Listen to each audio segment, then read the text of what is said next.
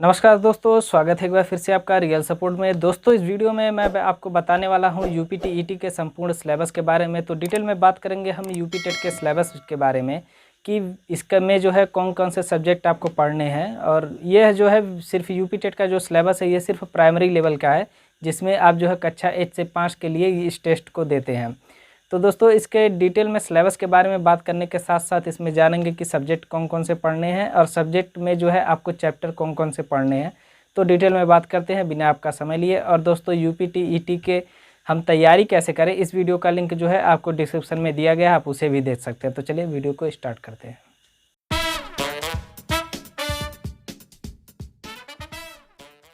दोस्तों बात करते हैं यूपी टीईटी के सिलेबस के बारे में। तो ये जो है सिर्फ पेपर फर्स्ट का सिलेबस है।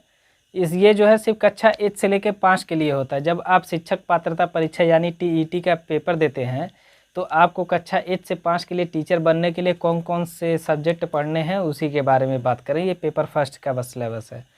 इसमें आप देख रहे हैं जो प्रश्नों की संख्या होती है वो जो है 150, इसमें आपको क्वेश्चन पूछे जाते हैं और इसका जो पूर्णांक होता है वो 150 होता है, यानी कि प्रत्येक क्वेश्चन के लिए 1 नंबर है। और सबसे बड़ी बात दोस्तों, इसमें जो है निगेटिव मार्किंग नहीं होता है। इसमें जो है आपको गलत आंसर के लिए कोई भी आपका अंक जो है वो नहीं काटा जाता। इसमें जो है निगेटिव मार्किंग नहीं होता है। और इसमें जो समय मिलता है आपको वो 2.5 घंटे का मिलता है। और इसमें जो आपको सब्जेक्ट पढ़ने होते हैं पेपर फर्स्ट के लिए वो 5 सब्जेक्ट पढ़ने होते हैं। वो सब्जेक्ट कौन कौन से पढ़ने हैं आगे मैं आपको बताने वाला हूँ। दोस्तों बात करते हैं अगर सब्जेक्ट के बारे में कि यूपी टेट में हमें कौन कौन से सब्जेक्ट पढ़ने हैं। तो इसमें जो पहला सब्जेक्ट है वो होता है आपका बाल विकास एवं शिक्षण विधि। इसमें जो क्वेश्चन की संख्या होती है वो 30 क्वेश्चन होते हैं और इसका जो पूर्णांक होता है वो 30 नंबर का होता है। और इसी तरह अगर हम सेकंड सब्जेक्ट की बात करें तो इसमें जो है आपको भाषा फर्स्ट यानी कि लैंग्वेज फर्स्ट पढ़ना होता है, जिसमें आपको हिंदी पूछा जाता है। हिंदी के बारे में हिंदी जो है वो आपको जो है 30 नंबर का आपका होता है हिंदी, और इसमें जो प्रश्नों की संख्या होती है वो 30 होती है। इसी तरह से भाषा सेकंड में देखा जाए तो आप जो है संस्कृत, उर्दू या अंग्रेजी में से आप कोई भी ले सकते हैं। ये भी जो है 30 इसका प्रश्नों का संख्या होता है और इसका जो पूर्णांक होता है वो भी 30 नंबर का होता है। इसी तरह जो चौथा सब्जेक्ट होता है वो होता है गणित, और जो 5वां सब्जेक्ट होता है वो होता है पर्यावरणीय अध्ययन। ये भी जो है आपके 30-30 नंबर के क्वेश्चन होते हैं। यदि इन 5 सब्जेक्ट को जोड़ा जाए तो आप देख रहे हैं जो प्रश्नों की संख्या हो रही है वो हो रही है 150, और इसी तरह से इसका जो नंबर हो रहा है प्रश्नों का वो भी टोटल 150 नंबर का हमसे पूछा जाएगा। दोस्तों बात करें यदि पहले सब्जेक्ट की जो है बाल विकास एवं शिक्षण विधि की, तो इसमें हमें पढ़ना है बाल विकास का अर्थ, आवश्यकता एवं क्षेत्र। इसके बाद बाल विकास की अवस्थाएं, इसमें हमें शैशवावस्था, बाल्यावस्था और किशोरावस्था को पढ़ना है। उसके बाद शारीरिक विकास, मानसिक विकास, संवेगात्मक विकास, भाषा विकास में अभिव्यक्ति क्षमता का विकास हमें पढ़ना है। उसके बाद हम देखें तो हमें सृजनात्मकता एवं सृजनात्मकता का विकास जो है हमें पढ़ना है। दोस्तों इसके आगे बात करें तो हम पढ़ेंगे बाल विकास के आधार एवं उनको प्रभावित करने वाले कारक, जिसमें जो है हमें वंशानुक्रम और वातावरण के बारे में पढ़ना है। दोस्तों इसके बाद हमें पढ़ना है सीखने का अर्थ तथा सिद्धांत अधिगम के बारे में। इसमें हमें पढ़ना है अधिगम को प्रभावित करने वाले कारक, अधिगम के प्रभावशाली विधियाँ क्या क्या हैं। उसके बाद अधिगम के नियम क्या हैं, इसमें हमें थॉर्नडाइक के मुख्य नियम और गौण नियम के बारे में पढ़ना है। उसके बाद हमें अधिगम के प्रमुख सिद्धांत, जिसमें थॉर्नडाइक, पावलोव, स्किनर, कोहलर इन सब का सिद्धांत है, उसके बारे में हम पढ़ेंगे। उसके बाद हम सीखने में पठार का अर्थ क्या है, कारण क्या है उसके, और उसके निराकरण की विधियाँ क्या क्या हैं, इसके बारे में हमें पढ़ना है। दोस्तों इसके बाद हमें पढ़ना है शिक्षण का अर्थ एवं उद्देश्य, संप्रेषण, शिक्षण के सिद्धांत, शिक्षण के सूत्र, शिक्षण प्रविधियाँ, शिक्षण की नवीन विधाएं कौन कौन सी हैं, और सूक्ष्म शिक्षण और शिक्षण के आधारभूत कौशल के बारे में हमें पढ़ना है। उसके बाद हमें समावेशी शिक्षा के बारे में पढ़ना है, जिसमें हमें निर्देशन एवं परामर्श के बारे में जानना है।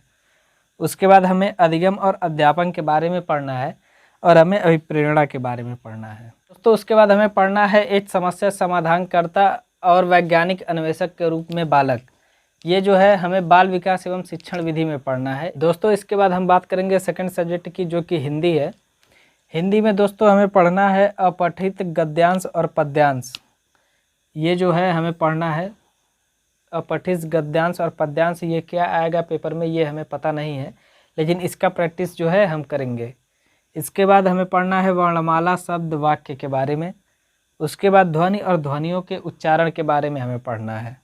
फिर हमें विराम चिन्ह के बारे में पढ़ना है और उसी में हमें विलोम शब्द और पर्यायवाची शब्द क्या होते हैं ये भी जानना है। उसके बाद संज्ञा, सर्वनाम, क्रिया, विशेषण, क्रिया और विशेषण, वचन, लिंग और काल के बारे में हमें पढ़ना है। उसके बाद हमें उपसर्ग और प्रत्यय के बारे में पढ़ना है। फिर दोस्तों हमें हिंदी में तत्सम, तद्भव, देशज, विशेषज शब्द के बारे में जानना है और वहीं पे हमें संधि, समास और वाच्य के बारे में पढ़ना है। फिर हमें मुहावरे एवं लोकोक्तियाँ, ये जो है हमें पेपर में पूछे जाते हैं तो इसके बारे में पढ़ना है। उसके बाद हमें अलंकार के बारे में भी पढ़ना है जिससे जो है हमें क्वेश्चन एग्जाम में पूछे जाते हैं। उसके बाद हिंदी साहित्य के कवि, लेखक एवं उनकी रचनाओं से जो है ये क्वेश्चन जो है पूछे जाते हैं तो इसके बारे में भी हमें पढ़ना है। दोस्तों इसके बाद हमें हिंदी के सिलेबस में जो पढ़ना है व्याकरण के बाद, वो हमें पढ़ना है भाषा का विकास, अर्जन और अध्यापन के सिद्धांत क्या क्या हैं। उसके बाद भाषा विकास में सुनने एवं बोलने की भूमिका क्या है, भाषा कौशल के बारे में हमें पढ़ना है। उसके बाद हमें भाषा बोधगम्यता एवं मूल्यांकन के बारे में पढ़ना है। फिर शिक्षण अधिगम सामग्री यानी TLM यानी कि टीचिंग लर्निंग मटेरियल के बारे में हमें जानना है। फिर उसके बाद हम बात करेंगे उपचारात्मक शिक्षण के बारे में, ये भी हमें हिंदी के सिलेबस के अकॉर्डिंग पढ़ना है। दोस्तों इसके बाद बात करेंगे हम तीसरे सब्जेक्ट की जो कि इंग्लिश है। इसमें हमें पढ़ना है अनसीन पैसेज यानी कि ऐसा पैसेज जो हम कभी पढ़े ना हो या कभी देखे ना हो, उसके बारे में हमें पैसेज दिया जाएगा, उसको हमें सॉल्व करना है।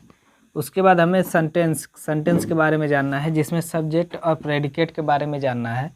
फिर काइंड्स ऑफ सेंटेंसेज यानी कि सेंटेंस वाक्य के प्रकार क्या हैं वो हमें पढ़ना है। फिर हमें पार्ट ऑफ स्पीच के बारे में जानना है जिसमें हमें noun, pronoun, adjective, verb, adverb, preposition, conjunction और इंटरजेक्शन के बारे में पढ़ना है। फिर हमें टेंस के बारे में पढ़ना है जिसमें प्रेजेंट, पास्ट और फ्यूचर के पढ़ना है।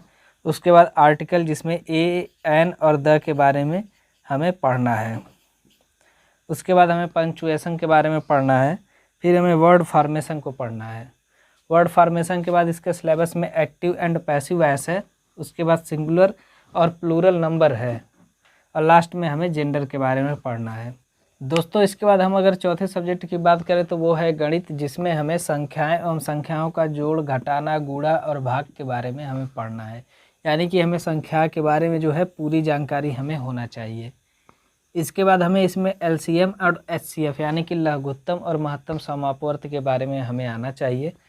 उसके बाद हमें पढ़ना है इसमें भिन्नों का जोड़, घटाना, गुणा और भाग जो है हमें भिन्नों का पढ़ना है। उसके बाद दशमलव संख्याओं का हमें जोड़, घटाना, गुणा और भाग ये भी जानना है। उसके बाद हमें ऐकिक नियम के बारे में जानना है। उसके बाद हमें गणित में परसेंटेज, प्रॉफिट एंड लॉस यानी कि लाभ और हानि, साधारण और चक्रवृद्धि ब्याज, ज्यामिति, परिमाप, कैलेंडर, आंकड़ों और क्षेत्रफल के बारे में जानना है। इसके बाद हमें आंकड़ों का प्रस्तुतिकरण एवं निराकरण के बारे में जानना है जिसमें हमें माध्य, माध्यिका, बहुलक ये सब पढ़ना है।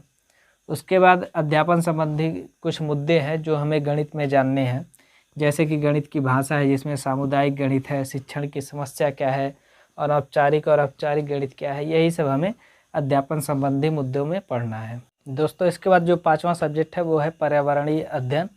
इसमें हमें परिवार के बारे में पढ़ना है। फिर भोजन, स्वास्थ्य एवं स्वच्छता, उसके बाद आवास, पेड़ पौधे एवं जंतुओं के बारे में पढ़ना है। उसके बाद हमारा परिवेश जो है वो कैसा है इसके बारे में हमें पढ़ना है। फिर हमें मेला, जल, यातायात के साधन और संचार के बारे में भी हमें पढ़ना है। उसके बाद हमें खेल एवं खेल भावना के बारे में पढ़ना है। फिर हमें भारत के बारे में पढ़ना है जिसमें हमें नदियाँ, पठार, पर्वत, वन, महासागर और महाद्वीप के बारे में पढ़ना है। फिर हमें जो भारत का संविधान है उसके बारे में पढ़ना है। उसके बाद शासन व्यवस्था के बारे में पढ़ना है। उसके बाद पर्यावरण का आवश्यकता, महत्व और इसका उपयोग क्या है ये हमें पढ़ना है। फिर इसमें कुछ अध्यापन संबंधी मुद्दे हैं जिसमें हमसे पूछा जाएगा कि आप पर्यावरण को क्लास में कैसे पढ़ाएंगे। तो यही सब जो है इसका सिलेबस है। दोस्तों आशा करता हूँ कि वीडियो आपको पसंद आई होगी। तो वीडियो पसंद आई हो तो लाइक कीजिए, चैनल पे नए हैं तो सब्सक्राइब कीजिए। और यदि आप कहेंगे तो आपको जो है पेपर सेकंड का जो कि कक्षा 6 से 8 का है उसका भी वीडियो क्या सिलेबस जो है आपको जल्द प्रोवाइड करा दिया जाएगा।